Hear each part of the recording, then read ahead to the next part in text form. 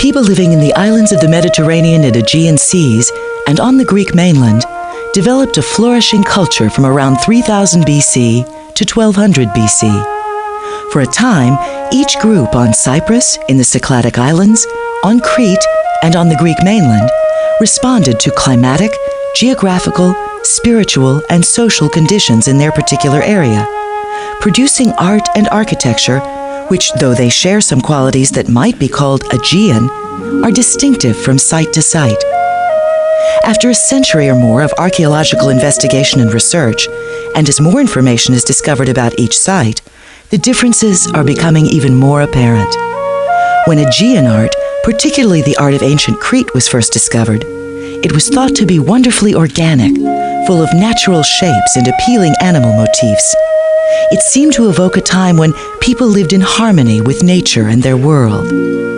Sir Arthur Evans made his excavations on Crete at the time in Europe when the Art Nouveau style was in vogue. Art Nouveau is characterized by swirling lines, organic forms, and handcrafted objects. Minoan art seemed to fit into the prevailing European sensibility.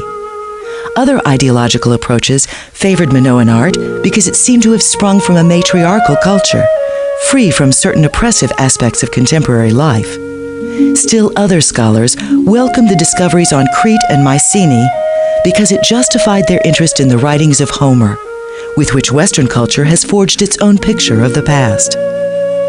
Cycladic art has been welcomed for its use of marble and a system of proportion which seems to have anticipated Greek art.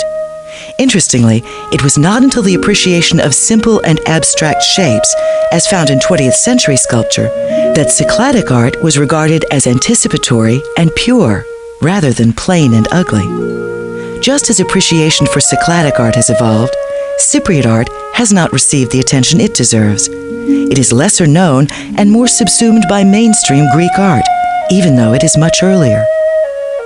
According to contemporary scholars, the art of Crete and the art of Thera are somewhat distinct from one another, though in the past they were conflated. Perspectives on both have been colored by the legends of Atlantis, assuming that either Crete or Thera was the lost magical isle.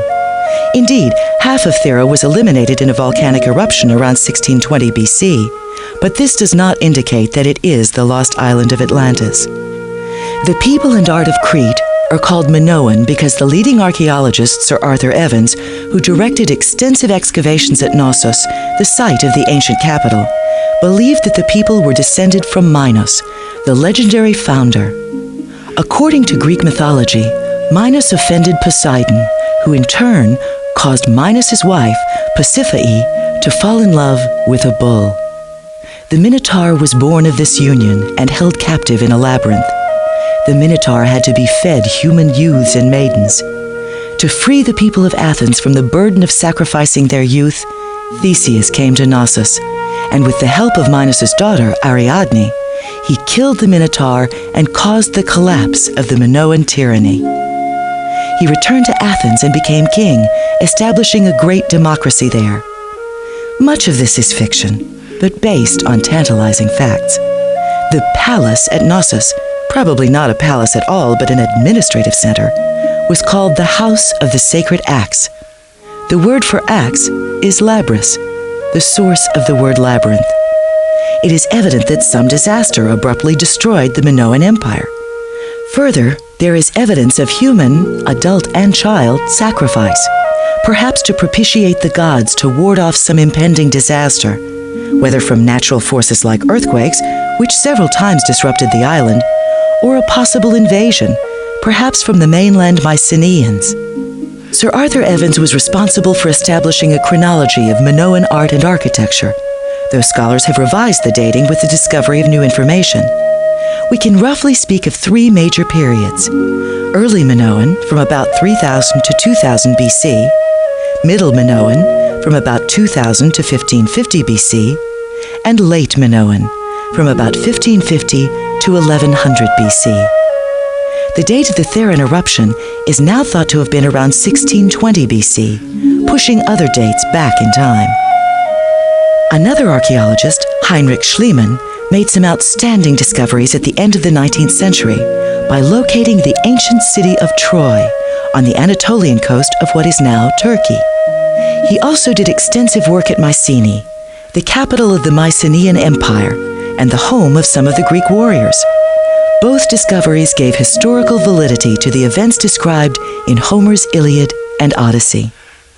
The art of the Aegean region comes from burial sites, habitation and ceremonial sites.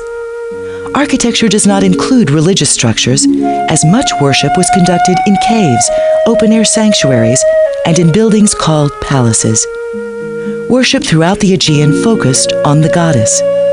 After about 1200 BC, following a major series of destructive events, earthquakes, internal warfare, deforestation, and so on, she was joined by male deities, who eventually replaced her. To date, we have been considering attitudes toward Aegean art and its reception in the 20th century.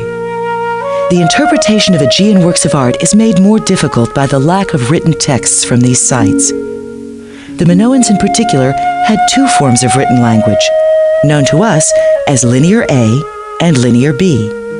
Linear B has been determined to be an archaic form of Greek.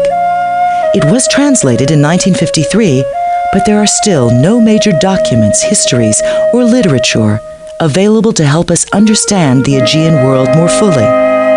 It is up to the student to decide and think critically about the objects, facts, and theories that are discussed.